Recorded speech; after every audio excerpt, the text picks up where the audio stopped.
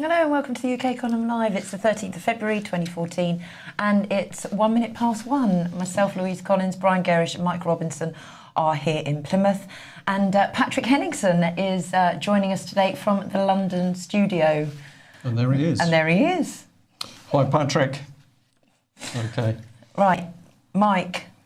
Oh no, Mike's going to do the weather today? Well, indeed, Mike's got some comment on the weather because, of course, the King Cameron has been meeting with his King Cobra colleagues. It has been snowing here, though, hailing just Hailing, now. snowing, appalling, really.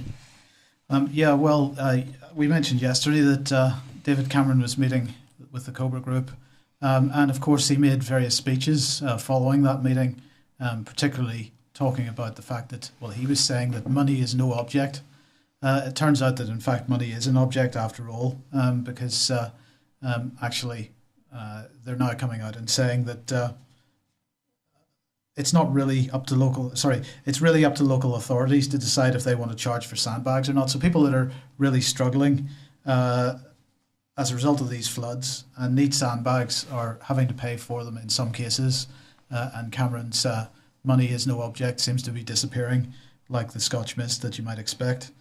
So once again he's proving himself to be a bit of a liar, and I would just say that it's not really what he says that matters, it's what he does. And so the question is now, what is David Cameron going to do to avoid being caught in yet another lie? Because, when you say in public that money is no object and then you don't provide the goods, that says it all, really, doesn't it?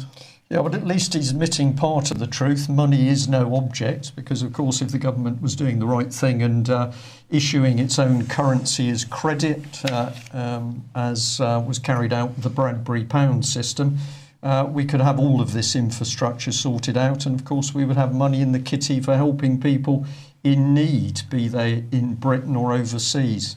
Well, in fact, we might have some comment on that in a second, but in the meantime, Nigel Lawson has waded into the debate, and, well, if you'll excuse the pun, I do apologise for that, the floods are not related to climate change, he says. Well, of course, what he really means is that they're not related to man-made climate change. And it was interesting that on Channel 4 News last night, Jon Snow interviewed Paul Daniels, who lives on the banks of the Thames in Surrey, and of course his house is flooded at the moment.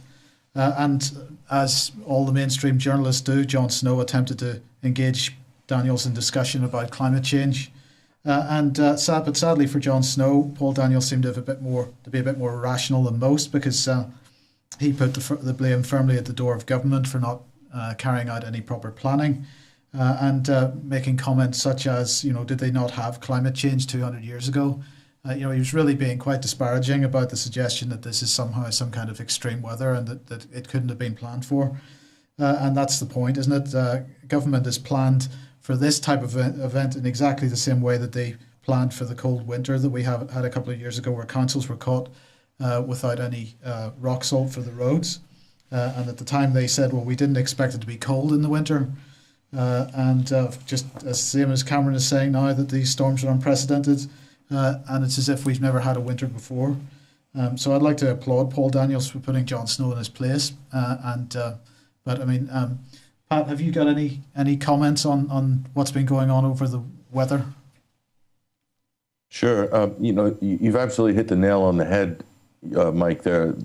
For politicians and for media, as we can see with Jon Snow, sadly, this is the intellectually lazy fallback position that's very, very comfortable, which is you could just throw out the throwaway term now called climate change and blame everything on that. And that's sort of a red herring that people can, chew on forever. But you've absolutely been accurate in saying that we actually, on this planet, have had climate change for quite a long time, a few billion years, in fact. So if we haven't managed to cope with our changing weather to this point in history, I don't think we ever will. Indeed. Well, Indeed, yeah. I think that's quite true. We've actually been in contact with some of the groups working with farmers on the Somerset levels. There were a lot of fraught people yesterday. We had two members of the Community Press Officers Group there, which was Neil and Dave Eden. And they're reporting, of course, a lot of stress amongst the local families, a lot of frustration that this problem of the flooding, they just knew it was going to happen, but nobody in government taking the slightest bit of notice. And we're starting now to see interest in this European Union documentation, Making Space for Water, which is clearly indicating that actually it's at least partly been European policy coming into both the Environment Agency and DEFRA, which has led to the deliberate neglect of waterways with the aim of encouraging space for water. What do you feel about that one, Patrick? Sorry. Well, we covered that issue last week on your show, and I think it's absolutely correct. And I also see some parallels, again, mentioning DEFRA or some of these other government agencies like MAF or DEFRA, of the 2001 foot and mouth crisis. So you can draw a lot of parallels in terms of either the government's inability to manage a situation or government policy, or even worse, we're talking about European Union policy somehow affecting the day-to-day lives of those in rural Britain who make their living off the land, particularly farmers and people in the livestock industry, for instance. So you have to wonder how the EU could have such a impact on what's happening in Britain when those people have been working in that industry and those families have been working the land in some cases for hundreds of years. Yeah, and of course, well, we've got a picture of water behind you, but the problems have crept up closer to government with flooding from the Thames area, and that's in prime commuter belt. So I think this is going to put a lot of pressure on Cameron. He's really worried about votes. He's not actually worried about the flooding. He's worried about the impact of the flooding on the votes. I believe... Sorry, Mike. One of the things that hasn't really been discussed in the mainstream press yet is the fact that Somerset, I believe, provides 5% of the UK's food requirement, and clearly a significant amount of that is not going to be produced this year. I'd like to see some kind of comment from in the mainstream press about what that's going to do to food prices in the UK this year.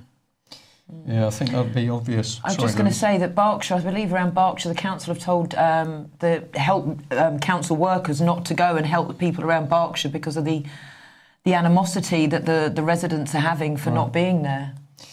Yeah, well, not surprising, and we're seeing the government withdrawing really into the bunker mentality now. Terrible. They are frightened of people. Perhaps they should be. What we need to do is have people get in their faces in a non-violent way, but it's time for people to say enough. Well, at the end of the day, money could solve the problem, but the banking industry is a dangerous place, I think. Well, yes, ultimately it is, but before we get there, yesterday we mentioned that Alex Salmond, that the government is basically telling Alex Salmond to forget any notion of Scotland being part of a sterling zone. Quite a sensible decision, probably, but nonetheless, at the end of the day, there's nothing that could stop Scotland continuing to use the pound, even though the government is saying that they can't have access to this sterling zone.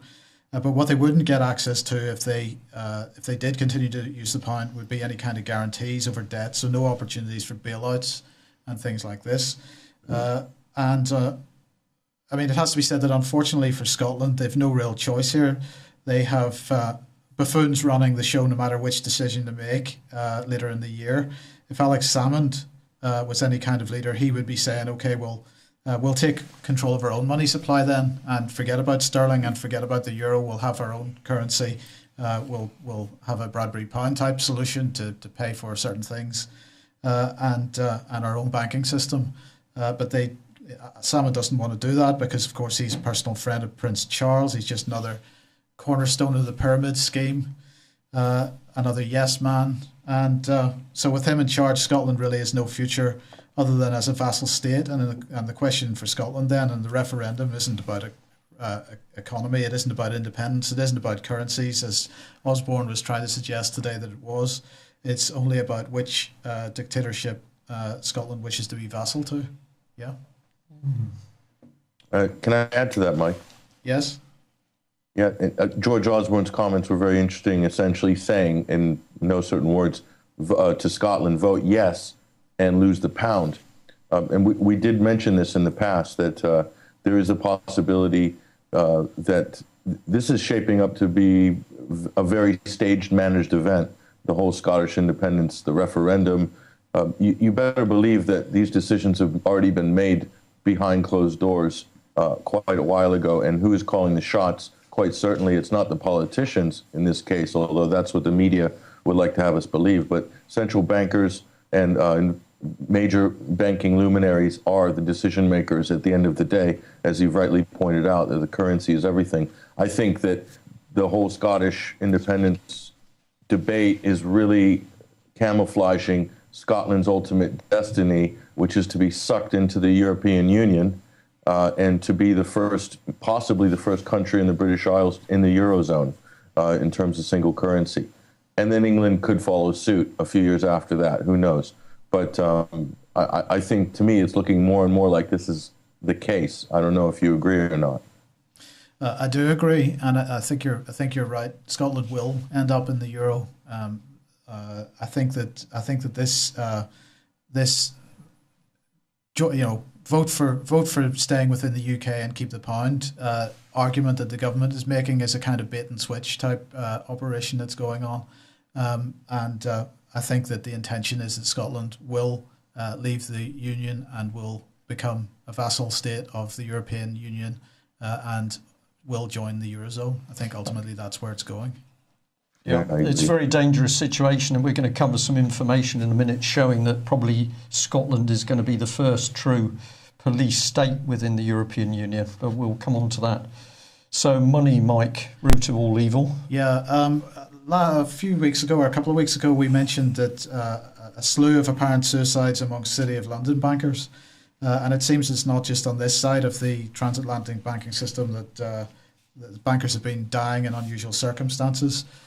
So this is one from the 31st of January. A couple of recent examples here, and one which appeared in the press yesterday or the day before. This guy decided that he didn't want to stay around on the 3rd of February this year. Zero Hedge is reporting that, in fact, this is the fourth death on that side of the Atlantic in the past 4 weeks. And in fact, one of those deaths involved the use of a nail gun, so pretty nasty in some cases.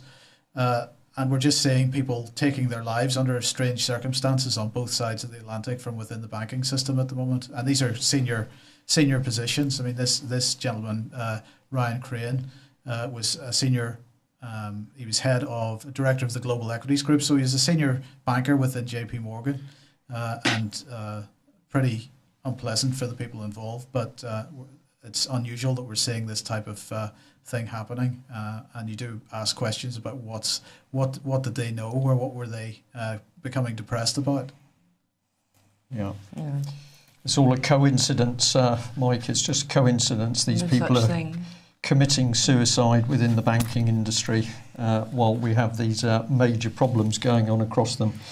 Now we're going to bring in a news flash, and this is quite amazing, but child abuse campaigner Robert Green has been arrested. We had a call from a family member fairly mid-morning to say that Aberdeen police were at Robert's house. They had a search warrant. We didn't know exactly what was going to happen at that stage, but we now understand that Robert was actually arrested. So he's been arrested by Aberdeen police, apparently for breach of a non-harassment order. Now this would appear to be in connection with Robert's continued fight against child abuse in Scotland, and of course in England, but Scotland, and the participation in abuse by the Scottish establishment, including, as Robert was exposing very recently, through certain S&M clubs. Now Robert has been continuing to campaign, particularly on the case of Holly Gregg, and of course what he's exposed is that the Scottish police did not interview suspects that were identified by Holly, and as a result the whole of that case was closed down. He's particularly pointed a finger at the then head of law in Scotland, Eilish Angelini, that although she knew, she didn't take action, and that has resulted in her bringing a case against Robert, and this has ultimately resulted in this non-harassment order. But we would point out that in appearing in court in Scotland, and certainly in the last hearing, Robert was unrepresented. He was unable to get any form of legal help, and therefore we have the very interesting situation of an Englishman being arrested in England by Scottish police, taken north of the border, then appearing in court under a foreign judicial system, and having to stand in a court without any form of legal representation. So this would appear to be a massive breach of fundamental human rights, justice thrown out of the window. But the key question must be just what is the Scottish establishment so frightened about that one man who's consistently campaigned to protect children is continually harassed by the state and arrested, imprisoned, and now re-arrested. We understand that Robert has been taken to a police station in Aberdeen, but we don't know that for certain.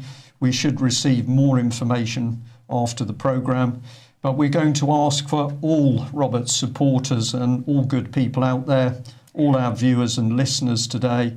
If you don't know what Robert's case is about, please get on the internet and search for Robert Green Blogspot, Holly Gregg, and also look at the reports that UK Column and many other free media sites have been putting out. It's our belief that if we don't stand up to support Robert Green, we're going to see many more whistleblowers simply imprisoned or sectioned in order to shut them up. Well, this arrest is in a way timely, because here is the Scottish Express with the Church of Scotland warning about plans being put forward in Scotland to put basically a social services guardian alongside every child. So the parents no longer responsible for their children. Children simply going to be a human resource of the state, and you're going to put a social services person of whatever background, morality, alongside each child. Maybe go cold, it's horrible. It is horrible. So let's put this in the basis of what's happening in Scotland as we see this massive push to break away Scotland to become a vassal state of the European Union. And the key thing is that the whole of Scotland now has adopted one police force. So if we look at this, here's the way the system now works. You've got one single police force. So all of the 8 police forces that did exist in Scotland have been amalgamated into one super police force under the control of 2 men. You've got Stephen House, the Chief Constable, and you've got Kenny MacAskill, Member of the Scottish Parliament, Cabinet Secretary for Justice. But we've got another factor which the public really needs to be aware of, that we have one legal firm in particular, Levy and McRae. They were very active in trying to shut down any exposure of Holly Gregg. They are now representing not only the Scottish establishment and the Scottish government, but also the Scottish police. And they pride themselves on being able to shut down bad publicity. So to this, we will now add a social worker coming alongside every child. And we come back to this key question: who is going to investigate and police the police? This is pretty scary stuff. Patrick, any comments? No, it is kind of frightening. I mean, so basically, if you have a police force in Scotland coming down, if I'm not mistaken, abducting somebody and bringing them over the border into another court system, it's sort of like rendition. So all those policies that we've turned a blind eye to overseas appear to have come home to roost. And that is always the case across history. So whatever you're willing to turn a blind eye to of what your government is doing overseas will eventually come home. And we've seen that pattern progress, especially over the last decade. Yes, okay. Well, if we're looking at what's happening north of the border, then we let's just come back. Sorry, we should look into the eyes of this man, is Sir Martin Neri, the government's advisor on children's social care. And he suddenly popped up into the public spotlight saying that basically social workers' training is too focused on theory and they should get out there and do the job. So presumably this is preparing us for a similar situation in England where each child is going to have a social worker doing their job. This is a very interesting man. He's running a personal website which is basically offering his services as an advisor and a consultant on a whole range of things. We can bring some of that in. But what we were particularly interested here is, of course, he left the public service in 2005 to lead Barnardo's through a period of significant growth, making it once again the UK's biggest children's charity, 8,000 staff, 16,000 volunteers, and a turnover of 250 million. Now, Mike, you made a very pertinent comment earlier, which is surely if a charity was doing its job, things would be getting better for children and the charity would be getting smaller. Well, actually, I find it quite offensive that a charitable institution, a charity, is talking about growth in these terms, because obviously a charity which grows in the sense of commerce is either not doing its job or or that growth represents a significant breakdown of society, or am I completely wrong? Well, I think so. But what we know is that we've got this massive charitable sector which has been totally politicised. Certainly Blair was one of the instigators with John Prescott of this. And now we see political policy and agenda absolutely being rammed through the individual charities. So just to ram home this theme, we've got another charity, Action for Children. Lovely, colourful website. It's all very cuddly. Little children, it's amusing, it's fun. It's got the little caterpillar. But what else can we say? Well, if you get into the financial statements, you start to see the scale of this thing. Here we've got Action for Children with a total income of 197.96 million. This is Britain's children simply being used as assets for profit. Chairman John O'Brien here, and people are simply aware of the power of these organisations. Who's behind them? Well, this one's pretty upfront because here she is, Queen Elizabeth. And if we have a look at some of the other trustees, there is a very long list of them, so I've just selected a few. We've got everybody from actresses to the usual Baroness, and of course a little bit of input with Michael Burke there from the BBC. So children in UK, children in Scotland, very big business, and if you can make money out of children, of course everything is going to be going on with them. From the basics of let's make money out of fostering and adoption to let's make money out of child pornography and worse.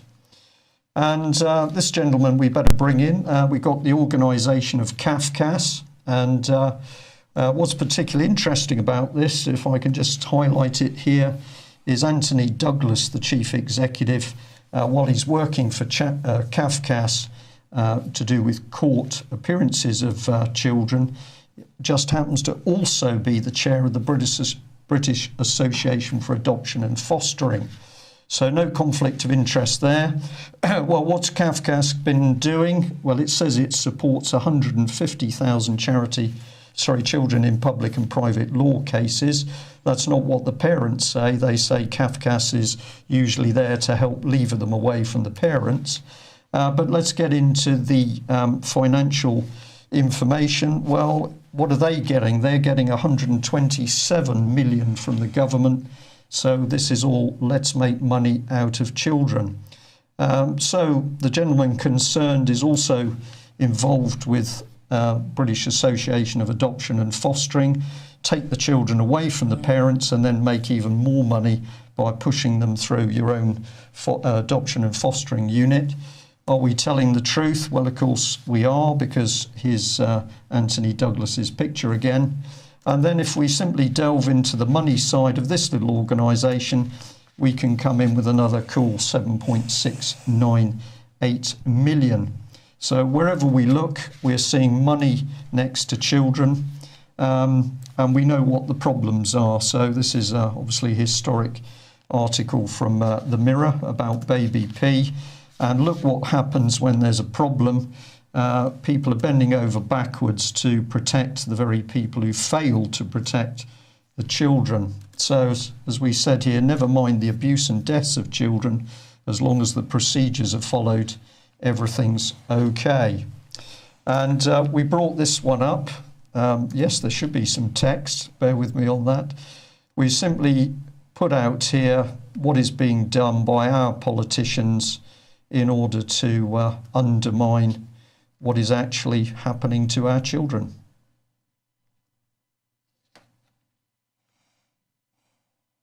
It's incredible, isn't it? Quite incredible. The evidence in front of our eyes, it's just buried under. Exactly, and I think if the mainstream produced what we're producing here with this evidence, the whole country would be in total and utter uproar. Yeah. I mean, really, this has to get out on how deep this goes, because the majority of people think social services are doing the right thing. They don't see any bad. You try and educate them, but I mean, this needs to be out there. If we come back to Robert Green, of course, what a lot of Robert Green's investigation has revealed, and indeed that of Bill Maloney and other people who've been working a long time looking at child abuse and the paedophile rings, is that the paedophile activity is not the result of a few dirty old men in raincoats at street level. We are looking at massive trafficking and abuse of children. Where you least expect it. Yes, because it's being done through the public sector and indeed the government organisations that say they are there to protect children. And I think you've got something here we've touched on before, Mike, but it's pretty horrific, isn't it? Yeah, so this is members of the Belgian Parliament actually preparing to vote on whether to allow terminally ill children to be euthanized. Apparently, that the discussion in Parliament, in the Belgian Parliament yesterday, was quite divided. But this bill has already passed the Belgian Senate. So if it does pass the House of Representatives today, then Belgium will become the first country in Europe to permit the children to avail themselves of a euthanasia service. First country in the world, I think, not just Europe. Well, quite possibly. Netherlands, I think the Netherlands and somewhere else have already got euthanasia laws passed. Yes, well, Belgium already has euthanasia laws passed for anybody over the age of 18. But for younger people, it's still not legal. Now, of course, people would argue that children that are in pain or are terminally ill should have the right to make this decision because it's their lives. But on the other hand, this is a slippery slope, and it's not one that we should be going down. And in my view, we should be putting our effort into making sure that people are as healthy as possible in general, and where they cannot be helped, then we give them the care that they need in their last days. But the opportunity to commit suicide, I don't think, is one that is healthy for society. Yeah. Patrick, any comments before we move on to medicine and health issues?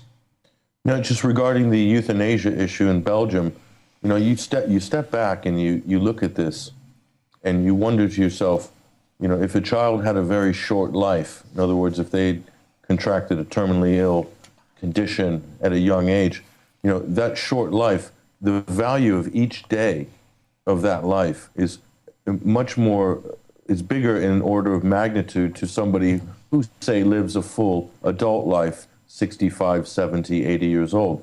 So wouldn't you want to keep that child alive as long as possible so that they could live their life on this planet and have all the experiences, whether they're terminally ill or not?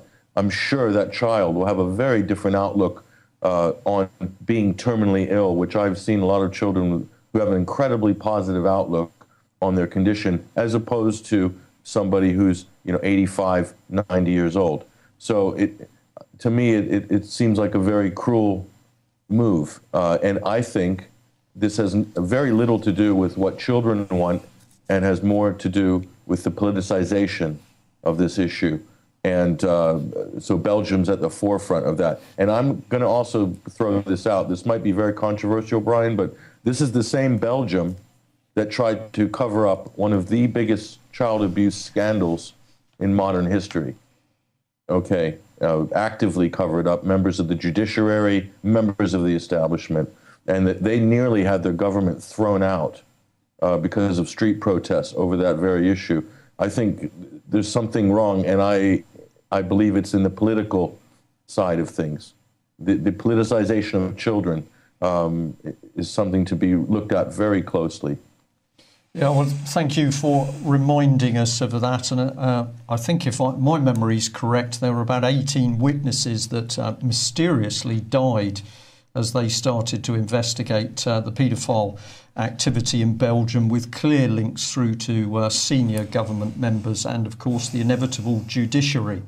So we are going to stay on the case. I know that Bill Maloney continuing to do a fantastic job. And as always, we are going to mention the good policemen and women who we know are working within the child abuse teams, desperately trying to get justice and to bring perpetrators at high levels, certainly in the British establishment, bring those people into court, bring them to justice. Well, what's happening with health and food? Health, food. OK, so 19 EU states have said they would vote against a move to grow GM maize, but it seems like their concerns will be ignored as bigger member states support GM. Here in the UK and in Spain, our governments are in favour of the GM maize. EU Health Commissioner Tonio Borg, said that the Commission is now legally bound to approve the GM maize, and research has shown that it is safe. DuPont and Dow Chemical, who jointly developed the GM maize known as Pioneer 1507, said that the EU has a legal obligation to itself, to its farmers, to its scientists and trade partners to support the approval of this GM. So it's just bulldoze it through. It doesn't matter what people say. No, it doesn't matter what states say. This is the world policy and the global. Big corporations say it's good, and everyone needs to go along with it. Yeah, brilliant or not. OK, so medical records. The Royal College of GPs have warned that concerns over the data sharing programmes is increasing, and 5 leading charities have accused the NHS of unfair treatment, especially towards people with disabilities who are more likely to be identified under the scheme and are less likely to know about the opt-out option, as they haven't been informed about it. And the people behind the database have said it will improve care and research, and of course that is the NHS. 40% of GPs have said they intend to opt out, and just to remind everybody, you have until next month to go down with your opt-out forms, or your medical record will be there for all to see. It's interesting, just comment on that, the NHS website there. It seems that wherever you go, public sector and certainly government websites are all becoming more colourful. There's more of a cartoon attitude. So as we see the actions of the state get worse and worse, more aggressive, more violent, more dictatorial, everything that's presented to us is becoming more and more comic book, or as though it was designed for a 15-year-old, a 14-year-old, 13-year-old. It's deliberate, I would guess. Right. Well, this is not brilliant news, is it? This isn't good news at all, and it's quite a long little section here. OK, so this article is pushing the use of statins. The Mail here speaks to a Professor Colin Baynett, and he is Deputy Director at the Clinical Trial Service Unit and Clinical Scientist at the Medical Research Council, and he works alongside the Wellcome Trust, believe it or not. And this professor says he welcomes NICE's proposal, and NICE are the National Institute for Clinical Excellence, and it is them who has recommended statins should become available to anyone with a 10% or over risk of having a heart attack. And this would see 12 million people in the UK taking the drug and staying on them for life. So we're going to come on to the money side of things in a minute. Somebody correct me here. What's that? 1 in 7 people are going to be on statins, according to this Exactly. man. I can see the pound signs. Yeah, well, rolling this up Professor Colin, the professor you just had up on the Colin Baynet, he said it's a cheap way of improving people's health who are on low incomes. So I then went on. I then went on to find a gentleman called Dr. Asim, who's also written in the Mail, and he has said, if NICE succeeds in turning 5 million middle-aged and prominently healthy men and women into statin-popping patients, then 1 million of them will be back, just like my 50-something patient in surgeries and consulting rooms. He was talking. This guy was been on statins for ages and he had all sorts of complaints, and the guy told him to get off the statins and start taking a Mediterranean diet and exercise and health. So there is some common sense out there. So this guy then goes on. He also links back it to an article from last year where the Mail is saying get off the statins straight away. And it was this one here, I think, it was, and it was written by Dr. Asim, and he's really just mirroring the same things. People do not need to be on these drugs. So I went a little bit further. I do know a little bit about it because of the work with Clive de Carle. So I started having a look at the money, and it's big business. 13.3 billion for Pfizer and their Liptor-statin. That was just last year alone that they raked in 13.3 billion. AstraZeneca's their statin medication got them at 5.38 billion. And I don't have the figures for Merck, but according to the Telegraph, sales of statins and cholesterol-treating meds were at last year at 35 billion. And that's ching. And now with NICE recommending that anyone with 10% or more should be on these statins, the figure is just going to be going up and up and up. And then there's going to be other medications to combat the effects of statin. So here is NICE, the people who are advising that people go on these statins. And this is their website. And I found a little article. Can I just comment on that, by the way, because that's a new website. And I see that they're moving away from their National Health Service branding. They've got a new website which is much more corporate in look and perhaps represents a new position for themselves. Maybe they are becoming a mutual or something, or who knows? But clearly moving away from having an obvious link to the National Health Service there. Very interesting.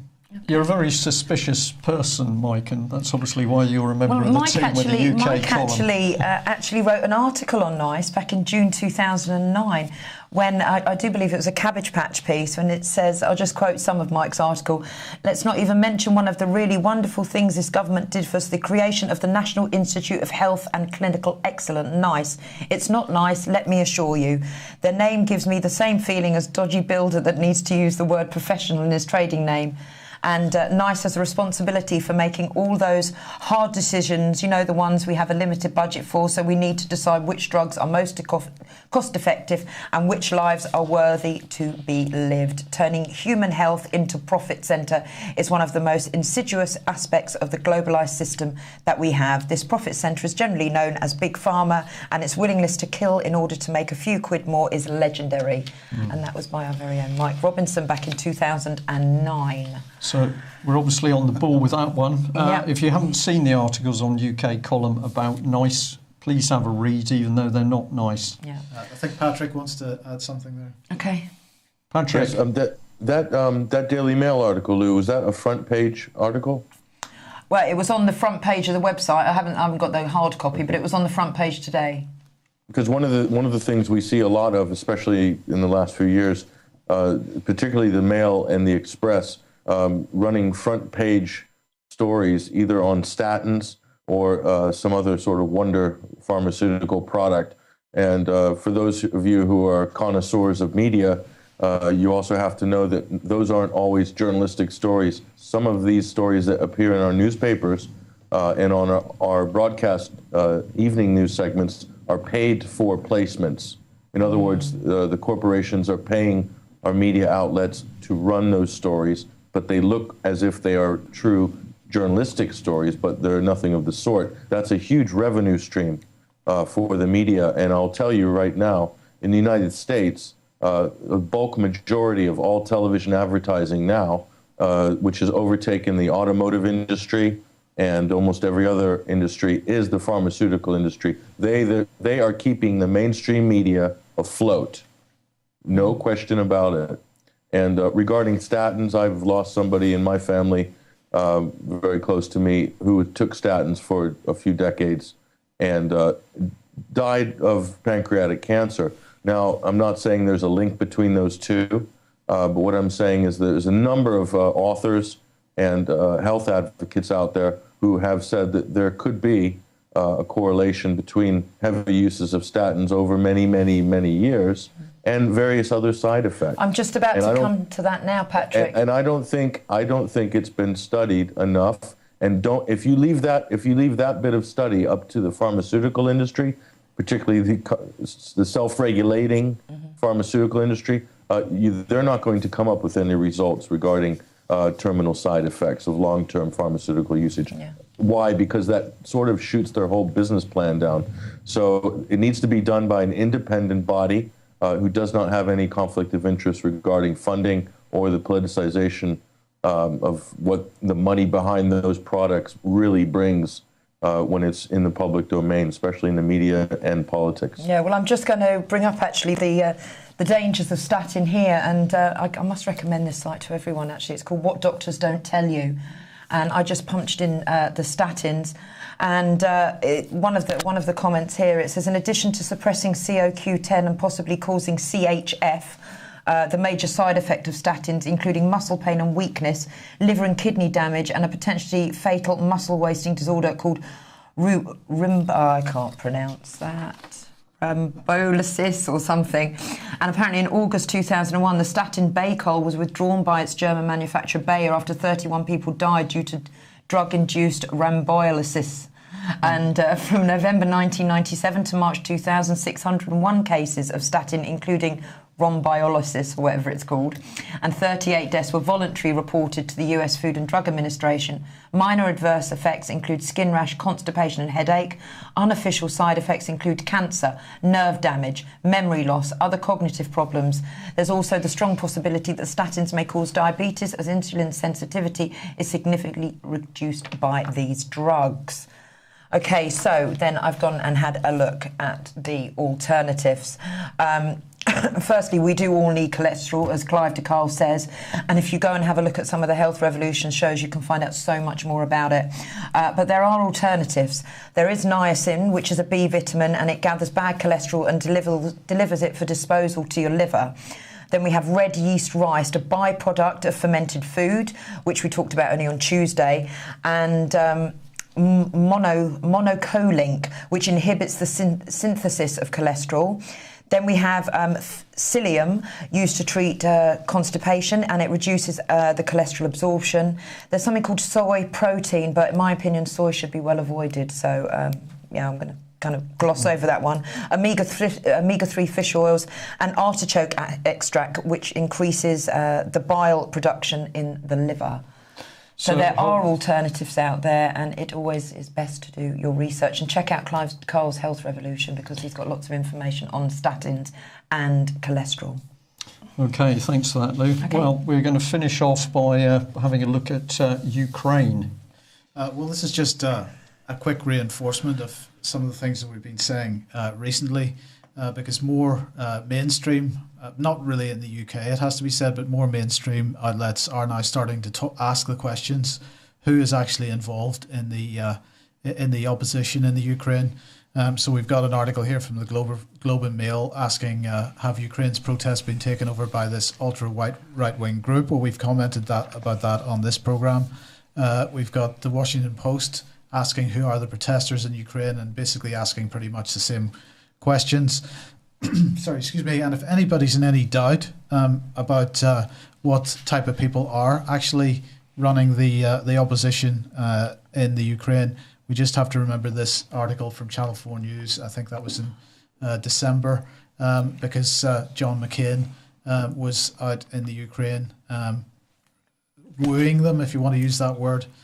So, Patrick, this is really for you. Have you got any comments on this? Because it's pretty clear that these opposition groups in the Ukraine are heavily infiltrated by right-wing groups, if you want to call them that. Certainly groups that have a long-time historical linkage to to the far right, and in fact direct linkages to the Nazi Party in the 1930s and 40s, and in fact helped the Nazis round people up during the Second World War.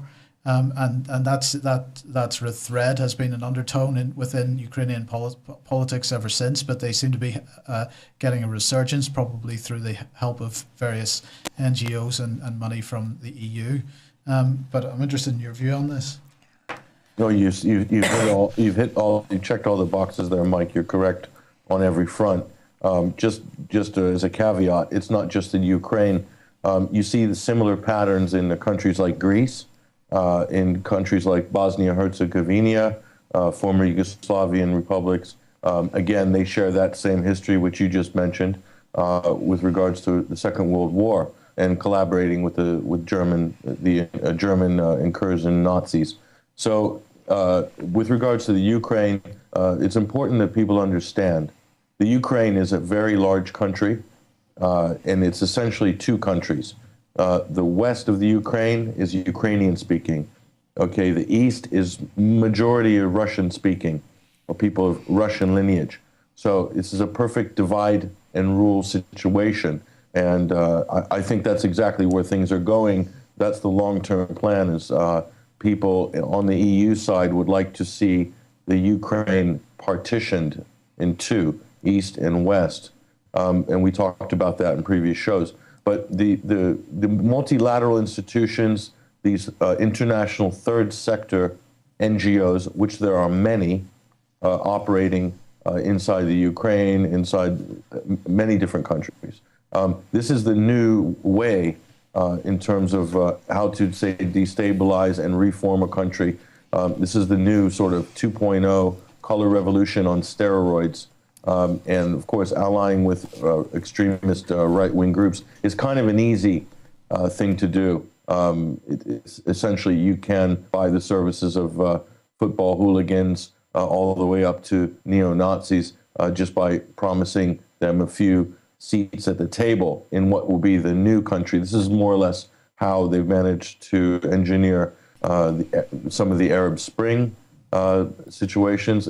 If you look at Libya, that might seem like an extreme example, but if you take away the NATO airstrikes, essentially how they went into Libya was they looked for NATO intelligence intelligence agencies from NATO countries like the U.S. and Britain, looked for people who were already naturally in opposition to whatever the ruling clique was in that country, and they went in and made so many promises to them as to what they would receive if they helped to destabilize the current regime. And I think that same formula is being applied to the Ukraine. But that's what we have right now. And this is all a bigger theme here, which is this is what think tanks in Washington, D.C. call the neo-containment of Russia. And if you even look at the documents of the Center for Strategic and International Studies in Washington, D.C., they have a term called the advancement of Russia-phobia, okay? And I'm going to even go so far as I published an article today, which I would have hoped you got to today, but it was on 21st Century Wire, about the Sochi Olympics. The whole characterization of Russia as being anti-gay in the West, specifically in Britain and the United States, actually dovetails quite nicely into these think tanks' strategies for the neo-containment of Russia to hamstring its economic and political influence in the region. It fits almost perfectly into that slot. So, and it's extremely overblown, in my opinion, and not just my opinion, but other people's opinions as well, including a very prominent Guardian journalist who just recently published an article saying that this gay protest at the Sochi Olympics is completely out of order, and it's really a politicized protest. These sort of things are designed to win votes back in our country. They're not going to win any human rights advances in Russia, but they'll surely win votes in Britain and the U.S. And also with regards to the EU, you could say the same thing about how Angela Merkel, for instance, her stance on the Ukraine, how that reflects back to her German constituency. And she's already backed this ex-heavyweight boxer, Klitschko, who's positioning himself to be the next president of Western Ukraine, perhaps. So it's very interesting if you look at the dynamic here between the EU, the US, and the Ukraine and Russia. Yeah, but serious stuff building up, and it's quite clear that we've got so many of these supranational organisations, non-government organisations backed by huge amounts of money who are stirring the pot. So we'll keep an eye on that. Well, that about brings us to the end. A reminder, Robert Greene, anti-abuse campaigner for many years and very strong supporter of Holly Gregg, has been arrested this morning. We understand that's by Aberdeen police, who have obviously come south of the border.